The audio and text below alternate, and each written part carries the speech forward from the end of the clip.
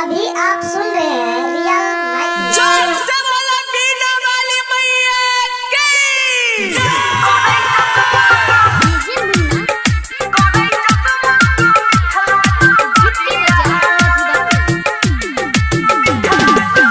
अभी आप सुन रहे हैं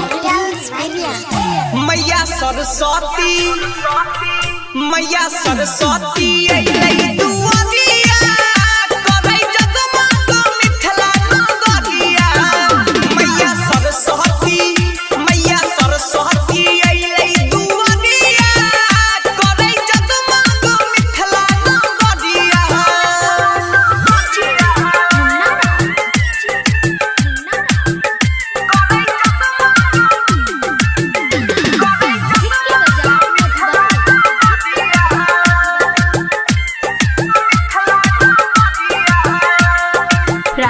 रिकॉर्डिंग स्टूडियो